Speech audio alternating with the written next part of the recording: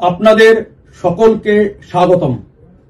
আজকে আমরা আলোচনা করব প্রশান্ত কিশোরের সেই বক্তব্যটি নিয়ে যে তিনি অনুমান করছেন এবারে লোকসভা ভোটের পরিপ্রেক্ষিতে পশ্চিমবঙ্গে বিজেপি প্রথম দল হবে।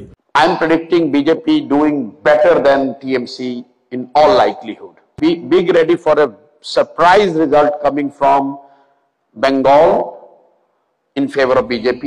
প্রথম দল বলতে বোঝায় যার ভোট এবং ভোট শতাংশ অন্যদের চাইতে বেশি। একটা ছেলে পরীক্ষায় ফার্স্ট হয়েছে, তার মানে কি? তার প্রাপ্ত নম্বর অথবা শতাংশের বিচারে তার নম্বর অন্যদের চাইতে বেশি। আমরা এটাই আলোচনা করব লোকসভা ভোটের পরিপ্রেক্ষিতে বিজেপি তৃণমূলের মধ্যে ভোটের ব্যবধান এসে কি দাঁড়াতে পারে। 2019 সালের লোকসভা নির্বাচনে তৃণমূল কংগ্রেস মোট ভোট পেয়েছিল 2,47,57,345। বিজেপি মোট ভোট পেয়েছিল 2,30,28,517।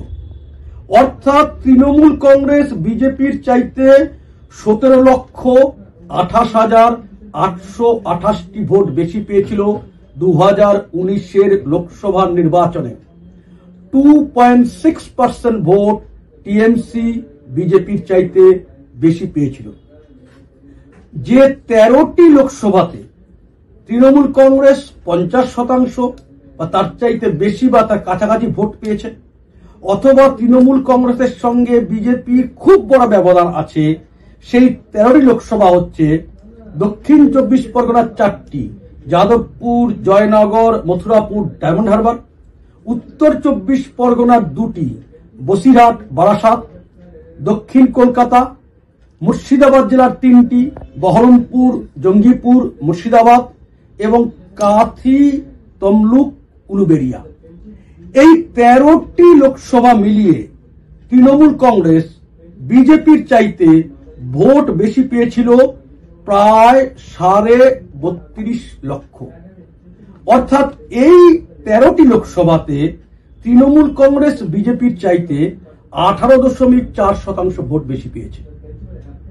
অর্থাৎ বাকি যে 29টি থাকছে, সেই 29টি লোকসভা মিলিয়ে বিজেপি তৃণমূল কংগ্রেসের চাইতে প্রায় 15 লক্ষ ভোট বেশি পেয়েছিল। এবার যদি মনে করুন এখনকার পরিস্থিতিতে ওই ভোটটি হচ্ছে, তাহলে সে কি দাঁড়াচ্ছে? যে জায়গাগুলোতে তৃণমূল কংগ্রেস বিশাল ব্যবধানে বিজেপির চাইতে এগিয়ে ছিল, তার মধ্যে 2টি আসন তমলুক এবং কাথি এবার ঠিক উল্টো হবে। যে ব্যবধানে তৃণমূল জিতেছিল, এবার তার চাইতে বেশি ব্যবধানে বিজেপি জিতবে। বসিরহাট আগের বার তৃণমূল জিতেছিল 3.5 লক্ষ ভোটে, এবার একদম হাড্ডাহাড্ডির পর্যায়ে আছে। বহরমপুর কেন্দ্রে বিজেপি তৃতীয় হয়েছিল, তৃণমূলের সঙ্গে বিজেপির পার্থক্য ছিল 2,68,000 ভোট। কিন্তু এবারের পরিপ্রেক্ষিতে বহরমপুর আক্ষরিক অর্থে কংগ্রেস, তৃণমূল কংগ্রেস, বিজেপি এক পজিশনে দাঁড়িয়ে আছে। এরকম যদি আপনি উলুবেড়িয়া, যাদবপুর, জয়নগর সবগুলোর ক্ষেত্রে বিজেপির মার্জিন অনেকটা কমে আসবে, অর্থাৎ তৃণমূলের সঙ্গে বিজেপির ব্যবধান কমে আসবে। এবং মুর্শিদাবাদ, জঙ্গিপুর, 2 মুসলিম অধ্যুষিত লোকসভাতেও হিন্দু ভোট অনেক বেশি বিজেপির মধ্যে কনসলিডেটেড হয়েছে। অন্তত পক্ষে বিজেপি প্রায় 26 লক্ষের ব্যবধান এখান থেকে কমিয়ে আনতে পারবে। অর্থাৎ সেই ক্ষেত্রে তৃণমূল কেবল 6.5 লাখ ভোটের লিড থাকতে পারে, এবং অর্থাৎ 15 লক্ষ বিজেপির লিড, এদিকে যদি 6.5 লক্ষ হয়, তাহলে বিজেপি এগিয়ে যাচ্ছে 8.5 লক্ষ ভোটে। এবার যে বাকি 29টা, তার মধ্যে এমন 5টা সিট আছে যেটা বিজেপি হেরেছিল, এবার জেতার প্রবল সম্ভাবনা আছে। আরামবাগ, দক্ষিণ মালদা, কৃষ্ণনগর, দমদম, উত্তর কলকাতা। এছাড়াও রয়েছে হাওড়া সিট, সেই সঙ্গে ঘাটাল এবং শ্রীরামপুর সিট, যেগুলো হাড্ডাহাড্ডি লড়াইয়ের অবস্থার আছে। বিজেপিরও কিন্তু 2টো সিটের মার্জিন কমবে, কিন্তু অধিকাংশ সিটেই বিজেপির ভোট বাড়ছে।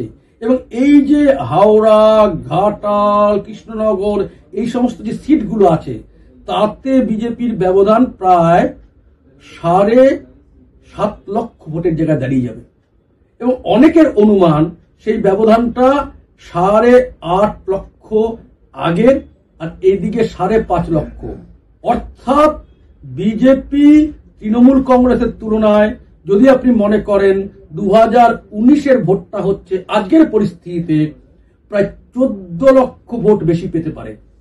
অর্থাৎ গতবারের হিসাবে আপনি যদি ধরেন প্রায় 2.5% বেশি ভোট বিজেপি তৃণমূল কংগ্রেসের চাইতে বেশি পাবে। এবার যখন নতুন ভোটার বাড়ছে, মার্জিন বাড়বে, দুই দলের ভোট বাড়বে, কিন্তু শতাংশের বিচারটা প্রায় একই থাকে। অর্থাৎ এবার যে পরিস্থিতিতে নির্বাচন হচ্ছে তাতে বিজেপি তৃণমূল কংগ্রেসের চাইতে কমপক্ষে 2.5% ভোট বেশি পাবে, আরেকটু বেশি হতে পারে। প্রশান্ত কিশোর অনেক বড় রাজনৈতিক কৌশলী বা স্ট্র্যাটেজিস্ট, তিনি যে অনুমান করেছেন বিজেপি 1 নম্বর দল হবে, তার অনুমানের সঙ্গে বাকি আমাদের মতো সাধারণ মানুষের অনুমানের তুলনায় চলতে পারে না। তিনি ভারত বিখ্যাত রাজনৈতিক কৌশলী, কিন্তু এটা ঠিক অনেক কিছু হিসাব করে তবে তিনি তার মন্তব্য রেখেছেন। তিনি যে বলেছেন পশ্চিমবাংলায় বিজেপি 1 নম্বর দল হবে, অবশ্যই কিন্তু ভোটের বিচারে, শতাংশের বিচারে, প্রাপ্ত ভোটের বিচারে বিজেপি 2024 লোকসভাতে পশ্চিমবঙ্গে তৃণমূলের চাইতে অনেকটা এগিয়ে থাকবে, সিটেও এগিয়ে থাকবে, ভোট প্রাপ্তি শতাংশের বিচারেও এগিয়ে থাকবে। অনেক বেশি উদ্যম নিয়ে বিজেপি 2026-এর বিধানসভা নির্বাচনে যাবে। এটাই আজকের বক্তব্য। সকলকে ধন্যবাদ। ভারত মাতার জয়।